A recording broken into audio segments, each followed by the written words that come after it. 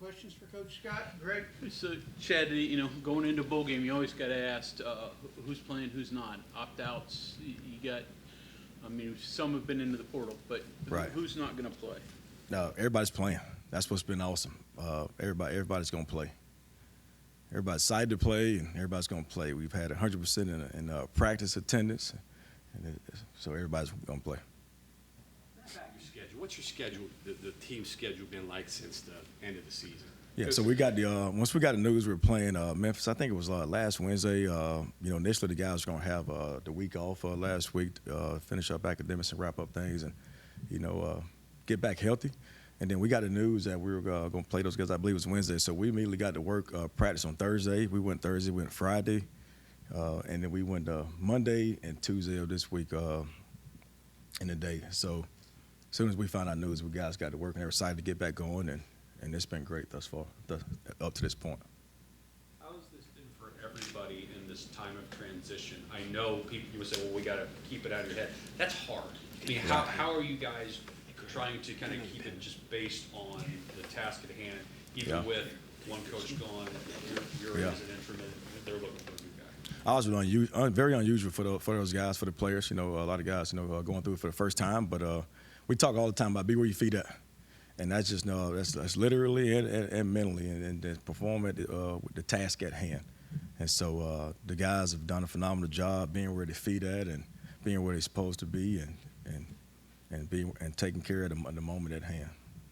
Greg mentioned who's going to play, and you're saying everyone's going to play. I know Wyatt talked weeks ago that he wanted to play. Yeah. Was there ever any thought, because Coach Brown talked about this in the past, other coaches talked about this in the past, of sitting him down and maybe saying, I know you want to play, but maybe it's not best for you because he does have the NFL in front. Right, Ever absolutely. thought for you of maybe advising him not to play? Yeah, absolutely. And we're continuing to have talks. We've had those talks up to this point right now. He's practicing. Not sure how much he's going to play, honestly. Not sure how much he's going to play in the game. But up to this point right now, he's practicing. Obviously, we've been smart with him. He's not doing he's practicing. He's not doing a lot. We're not, putting him in all the team periods and whatnot. But he's getting a lot of work, getting a lot of individual work, and working on some things to help his game for the next level. But we'll continue to have those talks in regards to how much he's going to play. Obviously, probably won't be a lot anyways. But we've had those talks, and we'll continue to have those talks with him. But it's been great to have him around right now, and his leadership skills and leading vocally and leading by example, and handling things the right way. What about the mechanics? So you're going to call the plays, so go through all of that, what's going on with the game and Yes, game sir. playing and all that. Yeah, well, it's going to be a team effort, which has always been a team effort throughout the year in regards to game plan. Going to take everybody's input and ideas and put them together, and come up with the best game plan that our guys can go be successful with. Obviously, we're going to be simple in what we do what it is we're efficient at and best at throughout the season, put the ball in the hands of guys that's been consistently productive throughout the season, and practice it and executing the game what we've executed in practice. And then on the game day, I will call it, I'll handle it, I'll manage it. And again, we'll take it, it'll be input from the guys upstairs on certain things that they may see from up top that I may not see. For the coaches, yourself, the uncertain times for you, how difficult is this for everybody within the program?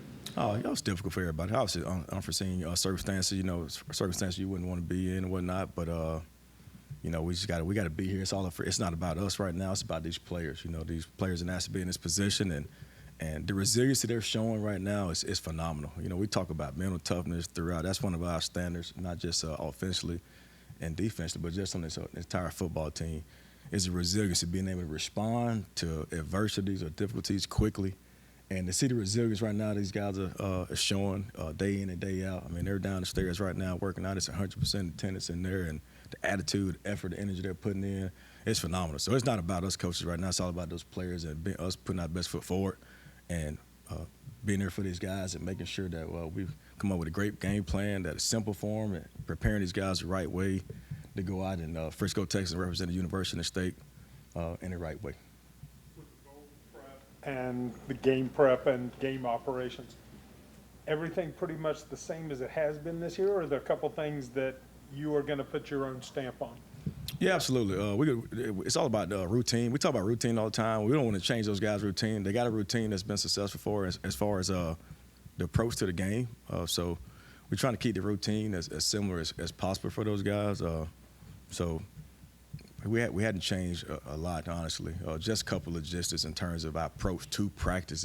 We've changed a couple of things in that regard. But as far as the normal things that we do day by day, week to week in regards to the game plan, we want to be as routine for those guys as possible.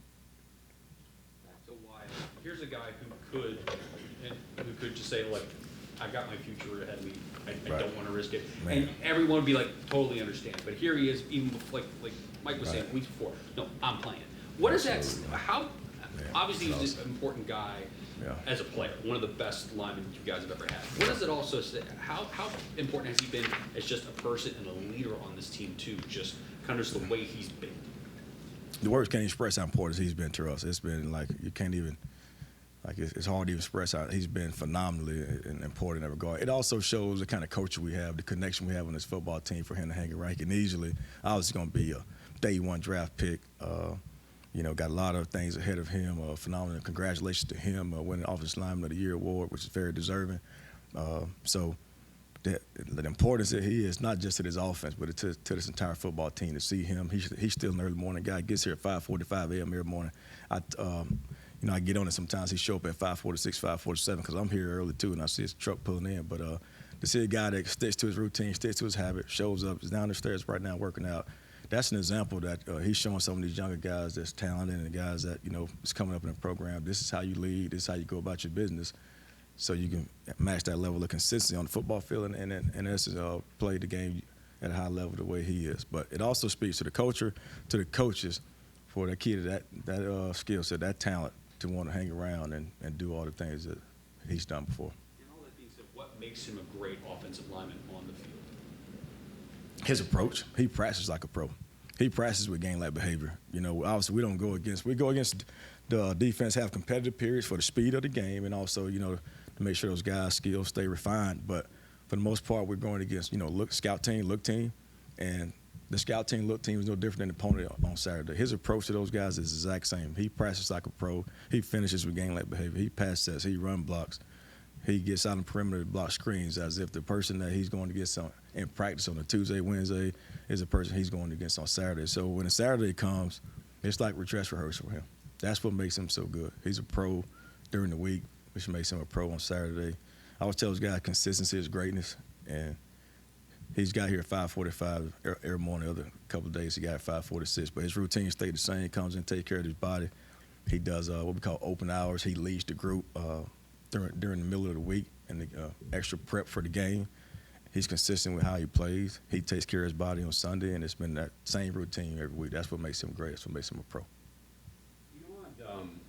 Memphis wanting to beat a power conference team and prove all of that. What are some of the issues you see when you study them? They're swarming defense on the football field. They swarm to the ball. They play hard. They get 11 hands to the ball. They force turnovers. They're one of the top teams in the country at forcing turnovers and recovering turnovers. So we got to do a phenomenal job taking care of the ball. That's on defense. Offensively, they score a lot of points. They're explosive. Quarterback is playing at a high level. Got a running back that plays at a high level as well. And they got some receivers that's talented with the football. So issues in that regard would be, obviously, they're phenomenal on third down. So the quarterback is great, the running back is great, and they're also great on third down. So we got to do a phenomenal job of getting off the field on third down. And offensively, we got to take care of the football first and foremost. And then we got to be efficient on third down and stay on the field as well.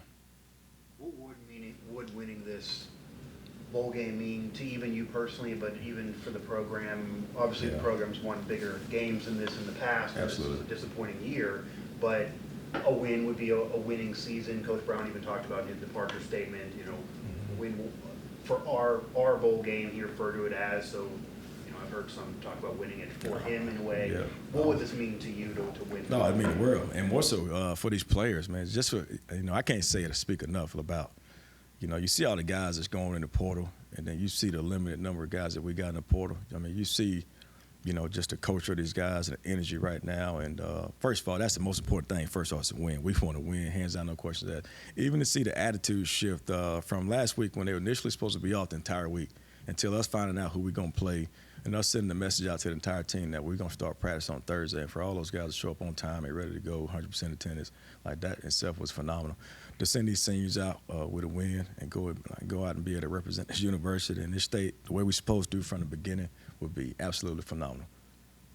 Your experience with bowl games, is it a lot about attitude? I mean, you look at last year, you guys were kind of in Memphis' situation when Right. Against North Carolina, now kind of flip it around. Right. Talk about that a little bit. I think in my mind, like the team that's most excited to go out there and play, and here's why I say that. You know, I told those guys, the same group that's sitting in this room this morning is the same group of elite talented guys that thought at the beginning of the season we had an opportunity to go run the table. And it didn't finish that way, but we have that kind of talent in this room, and obviously at some point in time in the season, you know, whether it be morale, confidence, whatever the issues were, you know, things didn't go work out that way. But it's the same elite talent, same attitude, same guys that's in this room that thought that way back in spring, back in fall camp, same guys in this room right now. There's no reason for us to not go out there and play that way. And obviously right now you would think that we didn't finish the season that way. Guys would kind of, you know, be it down, have poor attitudes, and be like, I don't want to go there. But they understand, you know, who they are, what they are, and what they represent, which is this university and the family and the names on the back of the jersey and the name on the front of this jersey. And they're excited to go out and win this ball game and finish the right way. So in my mind, it's the guys that are most prepared, most excited to play. The plans are simple. They understand what it is they're going to do, so they can go out there and don't flinch, don't think, and go play ball. Your goal is to kind of have them play free and loose and fun? Absolutely. I want to put these guys in the best position to be successful so they can go out there and play with a level of confidence and ability that they're capable of playing with. That's my whole mindset. That's always been our mindset offensively is, you know, keep the easy so these guys can go play freely, be themselves, and be the talent that we recruited them or brought them in to be. Man, quite a few practices, right? Say it one more time. You'll fit in quite a few practices here, right? I'm thinking in my head. Oh, absolutely. We've been 8. practicing. Yeah, we will get I think 8 practices in. Okay, Absolutely. Is it 1, 2? Yeah, 8 practices. Yeah. How don't give it away here, but like how crafty do you have to be to get people excited? Is it trick plays, new ideas, young players, just things like that can spice it up and make guys really plug into practice and just an extra game, but also extra practices. Really just being competitive. First of all, being myself. You know, I'm the same guy. I don't change at all. You know, I'm a guy that talks to offense, defense, special teams on a daily basis. Always a loose guy, high energy guy all the time. But really, you know, really just be ourselves. And, you know, I think to me, to get guys to be in a position where they're excited to play, is putting them guys in a position where they can make a play, keeping the plans simple so they know going on that football field, preaching that, whether it be offense, defense, special team, they know exactly what it is they're looking for, what they're going to do, and they can go out there and improvise and play the game. To me, that's what makes guys excited to play because they're all talented. They all feel like they're the best, which I want them to feel that way. But if you keep the plan simple where they can go out there and know what it is they're doing, where they feel like they go play free, play ball, that itself makes it exciting. When you go out there and they're in doubt, they're second-guessing themselves, they're unsure about what they're doing pre-snap, that puts them in bad positions. Either way, offense or defense, puts them out of position to make a play, makes it look bad, gives up explosive play, either way. And that itself, you know, equals poor attitude. A long time ago, a West Virginia team changed most of its offense going into a bowl game. Would that even be possible today? And would you like to try that? Absolutely. I'm not saying this year, but. Absolutely not. Would not want to try that. Would not want to try that. That would be, in my mind, my opinion, a disaster. Yeah, that would be a disaster. Now we're just going to be. Like I say, I want these guys to go play freely. I want these guys to go play with the ultimate confidence and go play freely. So we're going to be simple in what we do. When I say simple, we're going to do things we're good at. You know, we're pretty good on offense, and I want to do things we're good at. You know, and so we're going to do that. Defensively, I want to put these guys in position to be successful. I want to swarm to the football. I want these guys, if they know what they're doing and they're confident in what they're doing, they'll swarm the way we know they're capable of swarming. And we want to be sound in special teams, you know, so be simple. Make sure these guys understand what they're doing, know what they're doing, and be here for them and put them in position to be successful so they be excited about what it is they're doing. They can go out there and get their best effort. So you don't want Memphis practicing, and you let them know they're going to practice some wishbone? None of that? No. No. Not coming out of the Trojan horse. I know it, right? Coach, you talked about your energy, and we've seen you on the sidelines, chest bumping with the guys, with Yeah. Jaquay Hubbard, which sometimes I'm worried you're going to hurt yourself when you do that. Yeah, I know, but right? I know, how right? does your energy kind of translate over to the guys, or how do you guys feed off each other? Just I feel like attitudes are contagious. I really do, good or bad. And so I don't try. I'm intentionally positive every day. Intentionally positive. I tell the guys today, you got to be able to accept criticism, accept compliments. It's like it takes rain and sun for a flower to grow. I tweeted that today, but I don't try. I'm intentionally positive every day. And the biggest thing for those guys, I'm the same guy every day. The 6 years I've been here was phenomenal. 6 years I've been here, I'm the same guy every day. And I'm an early morning guy, late evening guy every day, regardless of whatever happens on and off the football field. To these players, I'm the same guy every day. And you got to respect the person that's the same guy. You know what you're getting. And so it's contagious, and so I just be myself and a high energy guy, and whether they're having a good or bad day, they just feed off of me. And I tell them that if you're having a bad day, find me, because you know who I'm going to be. So I think that's very important. I think that's very important even for our coaching staff to have energy and be consistent in their energy and their attitude every day around these guys. Because right now, these guys are looking for someone to follow. And right now, we're the guys that they're going to look to follow. So if we're looking, upset, disappointed, or whatever the case may be, that could trickle down to our players, and we cannot have that. So. How much do you feel that you being the constant, not just in personality, but being there, in your position, how much do you think that's helping them, at this point, because there is such churn and turbulence? How much do you think that you being there and being the same guy you've been for 6 years, Right. how do you think it helps in getting ready for this next game? Oh, very important, and no question. They got to see me. Like I go missing. I go missing. They go work. But and that's just because of who I am. Find them. I always tell the guys, the thing that they've noticed about me is that, and I keep telling them this every day, so we can keep our connectivity. I free my time to go spend time with those guys. I don't just talk to them in my free time, and they got to respect that. And I've always been that guy, regardless of circumstances, good or bad, win or lose. I show up every day to talk to those guys, training room, locker room, weight room, all the time. And so just that consistency and that constant, every day is something they need, and something they respect, which is, the biggest thing. They respect the person I am and who I am, what I stand for, and that makes those guys want to be here for me. I appreciate it to the utmost. I tell them guys all the time, not just me, but as coach staff, we are nobody and not where we are without those guys, and I appreciate it. The playing time for some of the less experienced players.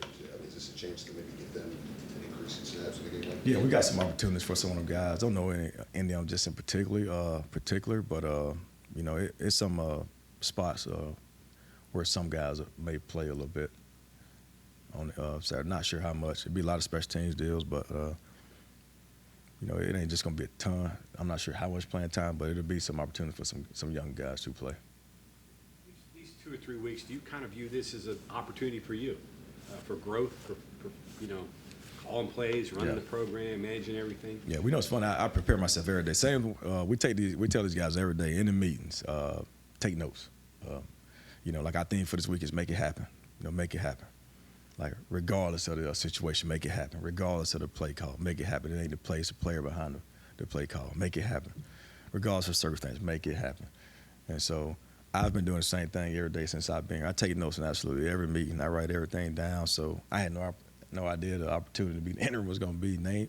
But when it came, no different than for these players having to be the next man up. I was ready. I was ready, and I appreciate the staff being here for me, support me, and the players as well alike. And we kept it running. I really hadn't, it's been a great opportunity for me to be in this seat, and I really just been myself. Honestly, probably got here about an hour earlier than I normally get here, but I've been prepared for it because I take notes like we ask these guys to do absolutely every day. I pay attention there absolutely every day, so everything is flowing fine. The meetings are, the practices are, so. That you didn't know about or weren't expecting that a head coach has to do, like, I didn't know that they were having to do. Yeah, absolutely. All the scheduling, a bunch of scheduling. Thus far, just a bunch of scheduling, and being able to schedule and juggle all the offense, and it's a bunch of scheduling. Yeah, and then also being able to consider, not just offense, but also like the defense, and in terms of the practices and spending time on with defensive guys, offensive guys, and special teams, kind of spreading around, walking around. So we got some help with the running backs. So CJ and Jaheim's come really good running back coaches the last couple practices because I hadn't been able to spend as much time on the practice field with them. But we've always kept it simple, so they know exactly what they're doing, and they'll be prepared as well. Have there been any coaches around the country that you've worked with, or just anyone in general that you've gone to for advice that you? Absolutely, I've called a bunch of people. I called a bunch of people, namely Gene Chisholm. He's a mentor for me that I've spent. Gene Chisholm, Larry Fedora, big guys I've talked to, and also talked to Coach Brown a lot. I've been with him for a long time, does a phenomenal job. So, absolutely, they asked me the other day, you got it figured out? Absolutely not. But I'm working to get it figured out absolutely every single day. Yeah. You could share that Coach Brown has said to you if you're saying you talked to him? Biggest thing is be myself, and then utilize people around me. I'm the kind of person where I like to do everything myself. It's hard for me to delegate a lot of things because just like, all of us and like all of you all, you want greatness all the time. You want to be right all the time. I'm going to get it done guy, and I'm going to get it right guy. I like to get it done in an efficient manner, but it also needs to be right. And sometimes you delegate things and they get it done, but it ain't always right. Sometimes they may get it right, but it takes too long to get to you. So I struggle with it, delegating things. And so some of the biggest advice I've gotten is trust people around me to help me because I can't do it all. And that's harder than actually easier said than done for me. But I've allowed some other guys to help me out, and it's taking a lot off my plate and ease some of the stress so I can be at my best. Recruiting question. Can you explain with the staff that's obviously in flux how you guys can sign almost everybody? How about that? That's phenomenal. That is phenomenal. And we got some great players in this recruiting class that had opportunities to go elsewhere. And then at some point in time, those guys even went out on social media and reopened their recruitment. And, the persistence of the staff to continue to represent this university exactly like they did beforehand, to get those guys to commit early on, to come back and close their recruitment and recommit to the university is phenomenal. It's a testament to Trey Nyer and his recruiting staff, and it's a testament to this coaching staff and our relationships and consistency and honesty with them. We're honest what's going on. We're consistent with our message and our approach. You can't tell the kids it's a great opportunity for you at this university months ago, and then all of a sudden now, with unforeseen circumstance, tell me that it's not. So that's integrity. Who are you when no one's watching? When no one's watching and expecting us to do absolutely, anything. We know phenomenal integrity by the staff and this department to be consistent, be honest, and still let those kids know there's still the best opportunity for you to be at this university. So appreciate those guys and support and commitment from those players and families.